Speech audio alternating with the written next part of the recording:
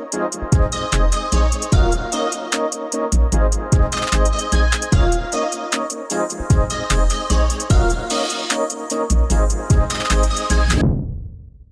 guys, I want to talk to you today about Zephaniah 3:17. Zephaniah is a verse that has been on my heart for a while. It's one that God keeps bringing back to me. And I think one of the ways that he kind of prepped me to really pay attention to this verse is one of the songs that we sing talks about God being mighty. And that kind of, as I sing that song and then I started reading this verse, it just made it tie in so much more for me. So I want to read you this verse, and it says in Zephaniah 3:17, "The Lord your God is in your midst, a mighty one who will save. He will rejoice over you with gladness. He will quiet you by his love. He will exult over you with loud singing." Now there's different verses throughout the Bible that show us God, his nature, and how he feels about us as his children. But this one stands out to me. One, I always need to be reminded that he's in my midst and that he is bigger and stronger and can save me from anything I'm up against. That is always reassuring. That he rejoices over me with gladness. That's one that I feel like has really been something God's trying to write on my heart. As well as these next two sections, he will quiet you by his love and he will exult over you with loud singing. Now, I don't know about you, but I am my worst critic. I always remember the things that I did that were not good, that were bad, that didn't measure up. Those are always the things that I think about and that I tend to focus on.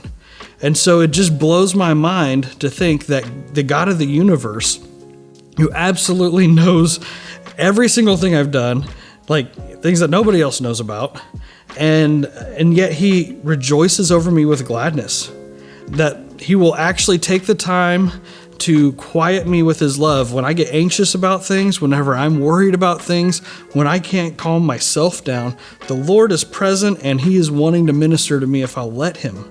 That he will exult over me with loud singing.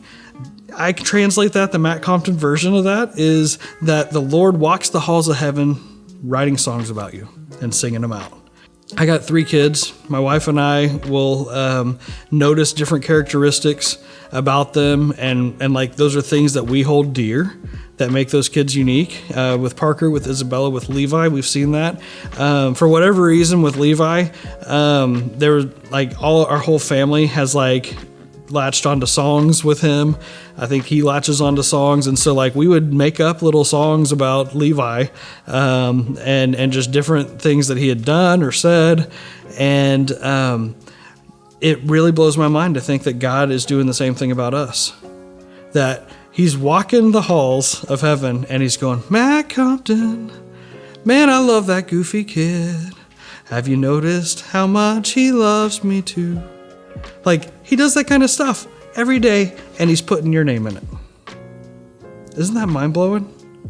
The God of the universe, who has so many different details, so many things going on, how could he possibly sit here and just gush with love for each and every one of us to the point he would write and sing songs about us? And yet, Zephaniah 3:17 tells us that he exults over us with loud singing. That's why Zephaniah 3:17 is a hitter for me.